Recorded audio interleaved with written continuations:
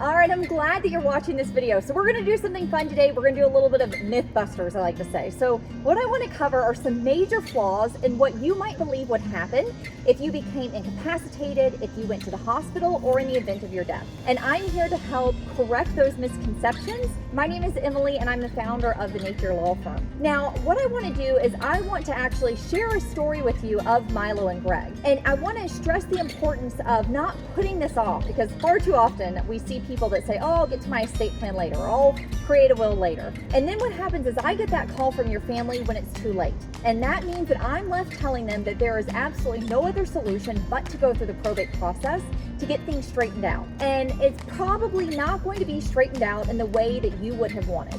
The probate process in Georgia can take anywhere from 12 to 18 months, and it also can cost roughly 5% of your total estate, which is money that could have been given to your family. So let's go on to the story of Milo and Greg. So Milo had done some estate planning in the past. He had some documents in place, but they were a tad bit outdated. His stepdaughter lived nearby, and she started wanting to get access to his bank account. And he got a little bit nervous about that. So he called his son Greg, and Greg lived out of state, and asked him to come down and help support him and help get things straightened out. Greg did not have an existing relationship with an attorney, and neither did Milo. And again, the documents that Milo had created in the past were very out of date. Greg did a little bit of research. He just found an attorney there, and at the time, that lawyer decided that the best solution would be for Greg to become Milo's conservator. Now, in order for that to happen, that requires going to court. And it was not what was necessary at all. Had Greg and Milo established a relationship with a family attorney years before, there would not have been an issue. The lawyer, so us for example, could have handled everything in the privacy of our office.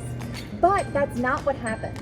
Instead, Greg, coming from out of state, found the wrong lawyer, and that lawyer decided that filing for a conservatorship and opening up a court process was necessary.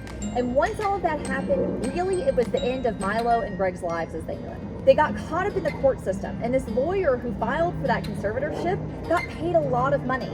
And Greg was not able to become appointed to be Milo's conservator or his guardian. And what prevented that from happening was he couldn't qualify for the bond because he had some credit issues from a prior failed business. Even though he was a great person, he was a great son, he couldn't qualify for that bond. And Greg, again, could not become his father's conservator or his guardian. What instead happened is, as a result of all of this, the court actually appointed a court-appointed guardian, which is someone that is paid out of Milo's estate to serve. That person immediately took Milo out of the skilled care center that he was living in and that Milo had chosen.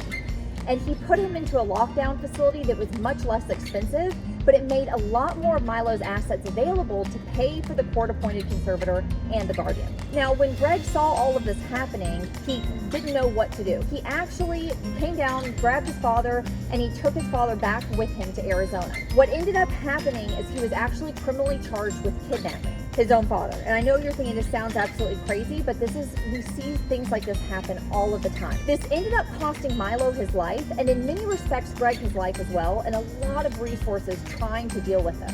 Again, this is something that could have been completely avoided. And at this point, Milo has passed on, but Greg is really scarred emotionally from what happened.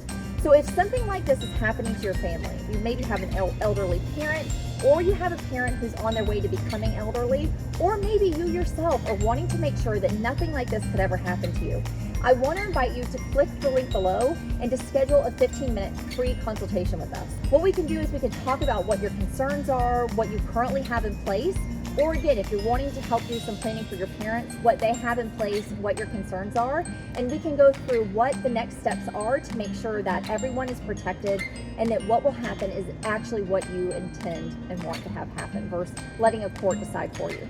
So go ahead and click that link below, and I look forward to talking with you.